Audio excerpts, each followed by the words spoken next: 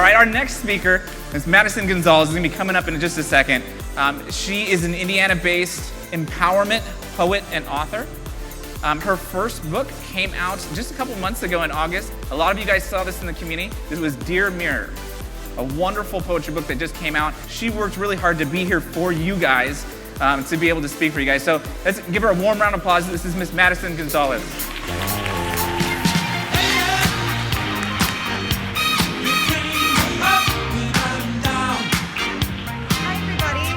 I don't know how I'm supposed to follow that comedy act up here, but I'm going to do my best.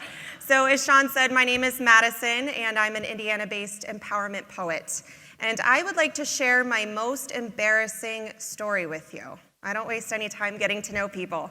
So this is me in Target, but with a much more horrified look on my face. Because here's what happened.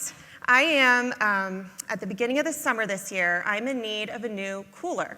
And I have to get some beverages to fill that cooler. So I load up my cart, and I stroll it up to the checkout line, and I unload my cart. And somehow, as I'm taking the cooler up onto the belt, one of the little beer bottles had hooked onto the bottom of the cooler. And when I lifted it up, it unhooked, fell to the ground, and instead of shattering, it shot up all over me and everyone in front of me at the checkout line. It looked exactly like this, but not so fun. So the entire Target SWAT team comes out. They're trying to clean us all up. I'm just standing there like, what the heck just happened? Sorry, everybody, about your hair and your clothes. And it was just really embarrassing. So why did I just take a minute of my presentation to share that with you? Well, first of all, because I hope that this talk doesn't top that in terms of embarrassing moments. But more importantly, because I guarantee that you all now feel a little bit closer to me than when I stepped on this stage as a total stranger. And that is the power of story. Stories have power, you guys. They are the difference between strangers and friends.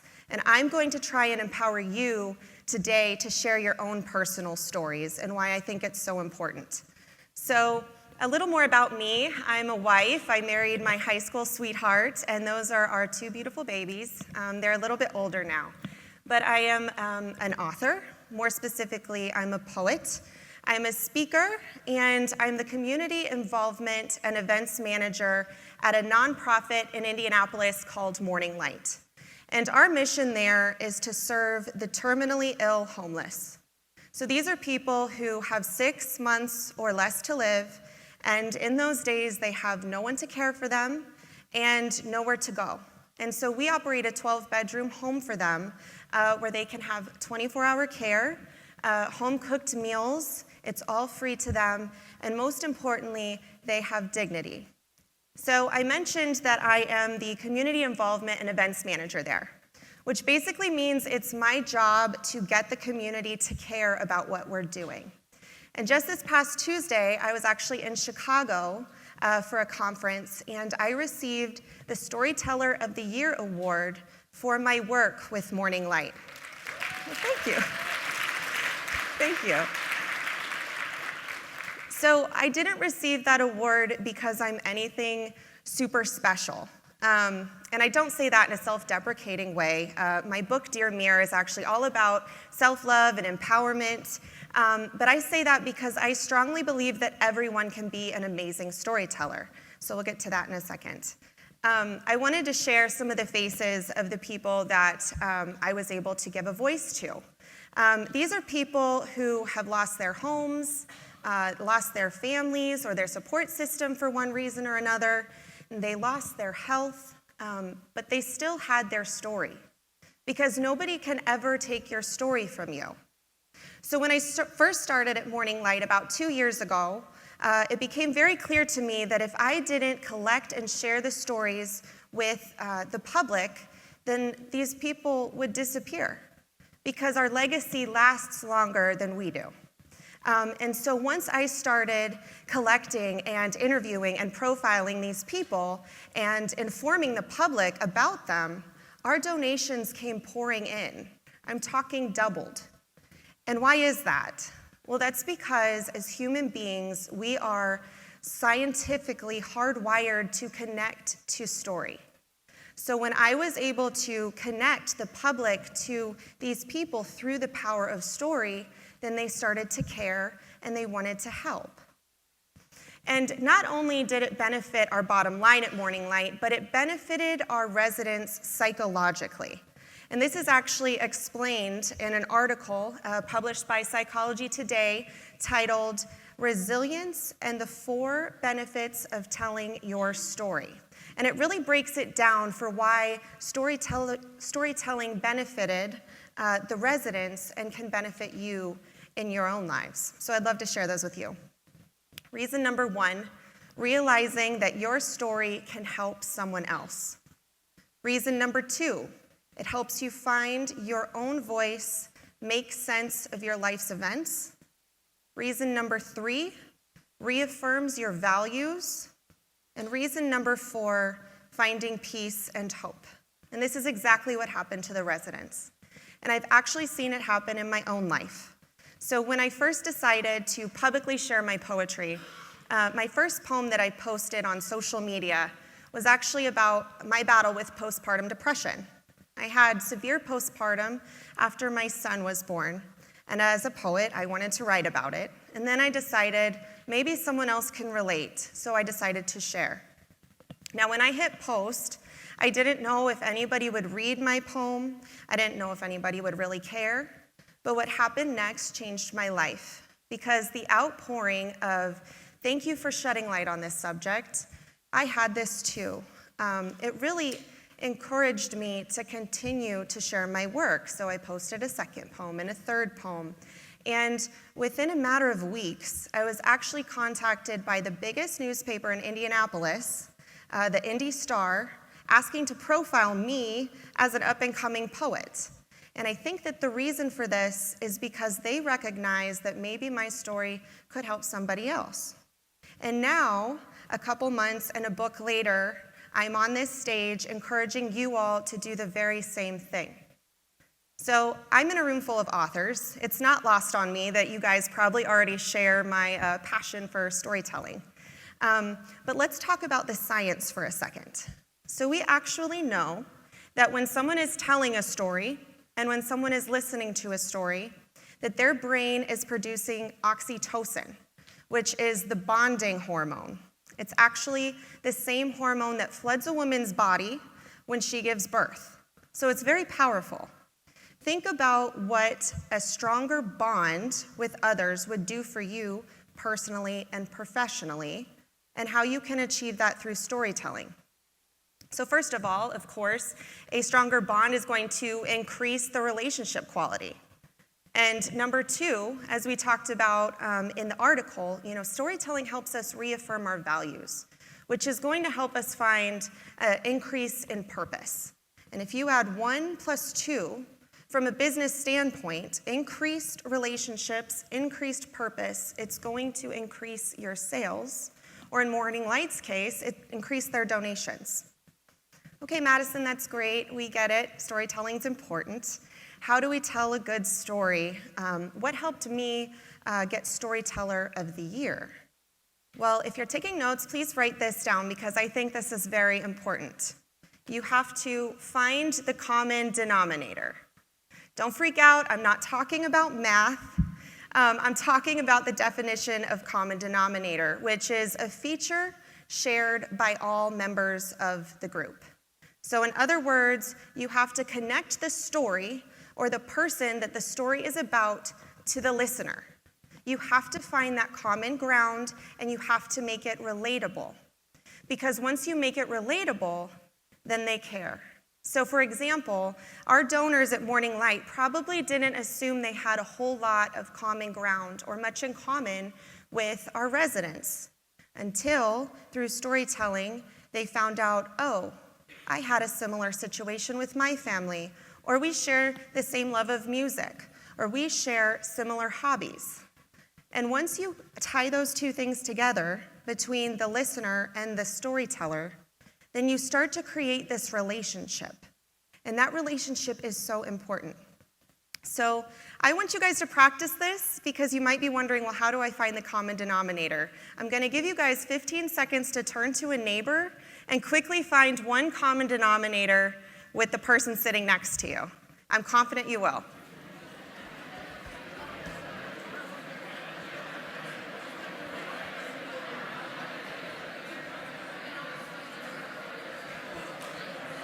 Okay, all right. That was quick. Okay, guys. All right. What did we find out?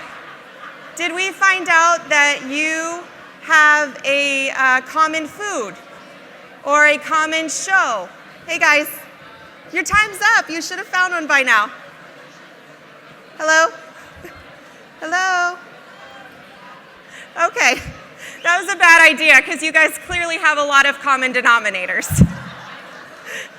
Okay, but this is what I'm talking about. Okay, you have to find a show, a food, an experience, maybe a hobby, and then use these to your leverage. So another key ingredient is authenticity. You need to be authentic in your storytelling because in a world full of filters and edits and perfectly painted lives, right, we're all craving that authenticity. And we all want something genuine. And so maybe you need to be a little bit vulnerable with your audience. People love to relate to stories of struggle and overcoming. So you have to think about what hardships have you encountered, big or small, and then how have you triumphed over them, and share those, because people will eat it up. So what keeps so many of us from sharing our story?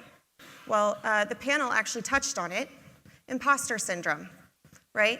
Pesky self-doubt that sounds like, who am I to share my story? I'm not the expert on this subject. I don't have anything worth saying.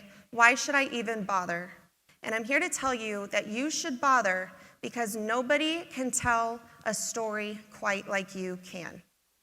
We all have a very unique perspective. We have unique experiences that have shaped us and a unique voice, and the world needs to hear what you have to say. So do not let being scared or self-doubt or a fear of rejection keep you from sharing your story because you don't know what that story is going to do for somebody else. So how do we beat imposter syndrome? You be yourself. Because if you're being genuine and you're being authentic to yourself, it's impossible to be an imposter. And I learned more about resilience and overcoming and gratitude from people who had almost nothing left, the people of Morning Light, than I have from most. And I think the reason is because at the end of your life, you stop pretending. And at the end of your life, you're not fitting into a mold or wearing a mask. And when somebody is being themselves, it's impossible not to learn something from them because we're all unique. So whether you like it or not, people can and they will learn something from you. But the cool thing about storytelling is you get to kind of control what that is if you tell your own story. So stories outlive their tellers, right? Legacies, legends, they're going to last longer than we are. So you really need to think about what you want that lasting impact to be. And your impact is going to come from your passions. So what am I passionate about? Well, storytelling, obviously, empowering others to be themselves. I'm passionate about coffee. But think about, I'm not going to turn you guys loose again. That was crazy. But think about 3 things that get your blood pumping. And don't think too long and don't think too hard because they're already on the surface. And that is what we need to hear from you. So how do we share our stories? Well, these are a number of ways because there's lots of mediums. A lot of us are authors, so it's going to be writing, maybe speaking, maybe art. But these are all ways you can connect to somebody, right? So I share my story through poetry. And I, with the help of Self-Publishing School, released my book, Dear Mirror, in August. And I just want to leave you with something. When I was featured in the Indy Star, they kept referring to me as amateur poet Madison Gonzalez. It was like amateur poet, and I was like, I don't like this. So talk about imposter syndrome. So I wrote a book, And then that book, with the help of Self-Publishing School, hit #1 bestseller in all of poetry on Amazon. Don't let people steal your story from you guys. So I'm out of time, but this is the final note that I want to leave you with. It's actually an excerpt from my book. And it says, "For if we can't chart our chapters and shout them from mountains, then what is the point of reaching the peak?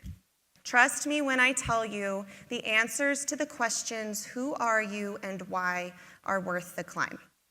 Thank you so much for your time.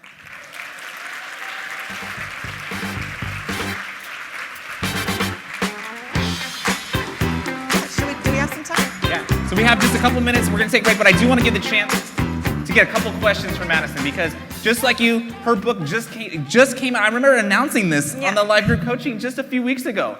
It was so amazing to see the progress in that. So we're going to we'll take 3 questions, and then we'll let y'all get out of here for break. So we got a couple people. Lisa's got a mic right back here. Oh, the contact. Let's see if I can we get some help? Gary's on that. He's going to get that for you. By the way, can we give a hand for Gary, who's been helping out back there? He has done an amazing job. All right, next question. Hello, what part of Indiana are you from? I live in Noblesville. Do you know where that is? Yep, I'm living in Fishers. Okay, we're neighbors. All right, well, let's do 2 more. Those are pretty quick. We can do a couple more.